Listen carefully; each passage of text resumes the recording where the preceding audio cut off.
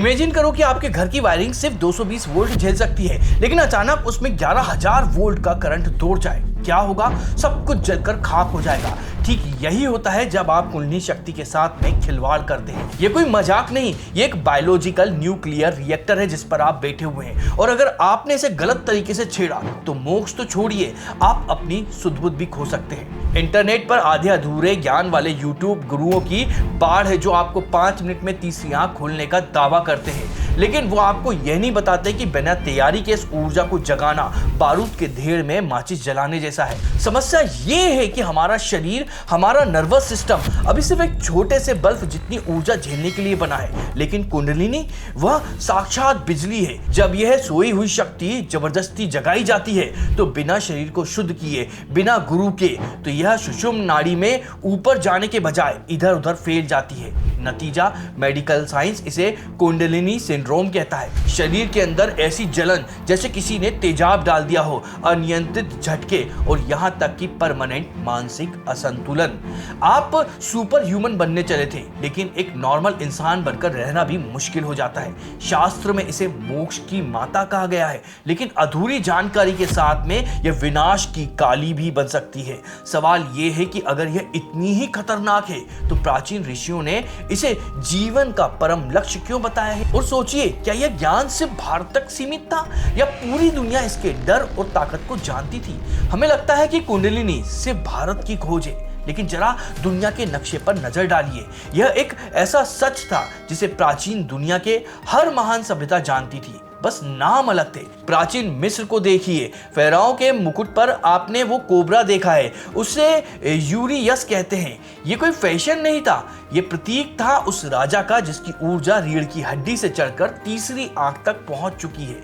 अब ग्रीस चलिए, हॉर्मेस का डंडा जिसे कैडसियस कहते हैं, ये सीधी छड़ी है जिस पर 2 सांप लिपटे हुए हैं। आज यह मेडिकल साइंस का प्रतीक भी है, लेकिन असल में यह इंगला और पिंगला नाड़ी का सटीक नक्शा है जो हमारी रीढ़ के चारों ओर लिपटी हुई है। यहाँ तक कि अमेरिका की माया सभ्यता में केट जालकोट एक ऐसा सांप जिसके पंख है। मतलब क्या? वो ऊर्जा जो रेंगती है लेकिन जब जागती है तो उड़ जाती है। ये महज इत्तेफाक नहीं हो सकता है कि हजारों किलोमीटर दूर बैठे लोग बिना इंटरनेट के एक ही सांप की बात कर रहे हों। यह साबित करता है कि कुंडलिनी कोई धर्म नहीं बल्कि मानव शरीर की एक खोई हुई तकनीक है। पूरी दुनिया इशारों में बात कर रही है, प्रतीक बना रही है, लेकिन एक सभ्यता ऐसी थी जिसने इन इशारों से आगे बढ़कर इसका पूरा नक्शा तैयार किया था, और वहीं से शुरू होती है इस विज्ञान की असली कहानी। जहां दुनिया ने सिर्फ संकेत दिए, वहां भारत के ऋषियों ने इसे एक पूरा विज्ञान बना दिया। सनातन धर्म में कुंडलिनी का जिक्र सिर्फ कहानियों में नहीं बल्कि सटीक निर्देशों में मिलता है। इसकी जड़ें वेदों के वाक या फिर अग्नि के रूप में मिलती है, लेकिन तंत्र शास्त्र और योग कुंडलिनी उपनिषद जैसे ग्रंथों ने इसका पूरा ब्लूप्रिंट खोलकर रख दिया है। यहाँ इसे शक्ति कहा गया है, वो ऊर्जा जो रीढ़ के निचले हिस्से में 3.5 फेरे लगाकर सो रही है। यह सिर्फ सांप नहीं है, यह आपकी पोटेंशियल एनर्जी है। जब तक यह सो रही है आप एक साधारण इंसान है जो सिर्फ खाना और जीने में उलझा हुआ है, लेकिन जिस दिन यह जागती है यह ऊपर उठकर आपके शिव यानी चेतना से मिलने के लिए बेताब हो जाती है। हठ योग प्रदीपिका साफ चेतावनी देती है। यह शक्ति योगियों को मोक्ष देती है लेकिन मूर्खों को बंधन में डाल देती है। मतलब अगर तरीका सही है तो आप असाधारण बन सकते हैं, और अगर गलत है तो आप पागल भी हो सकते हैं। शास्त्रों में हर कदम, हर खतरा साफ लिखा हुआ है। फिर भी 1937 में एक इंसान ने वो गलती कर दी जो आज के मॉडर्न लोग अक्सर करते हैं। उसने बिना गुरु के सिर्फ किताबों के सहारे इस आग को छेड़ दिया, और उसके बाद जो हुआ वो किसी डरावनी फिल्म से कम नहीं था। साल 1937, कश्मीर। गोपी कृष्ण नाम का एक साधारण सरकारी क्लर्क। वो रोज सुबह घंटों ध्यान करता था, लेकिन बिना किसी गुरु के। उसका ध्यान सीधा क्राउन चक्र पर था। एक सुबह ध्यान करते करते उसे लगा जैसे उसकी रीढ़ की हड्डी में कोई विस्फोट हुआ हो। उसने अपनी किताब में लिखा, मुझे लगा जैसे कि पिघली हुई आग की एक धारा मेरे दिमाग में घुस गई हो। उसे लगा कि उसने निर्वाण मिल गया है, लेकिन असलियत कुछ और थी। अगले 12 साल तक उसकी जिंदगी नर्क बन गई।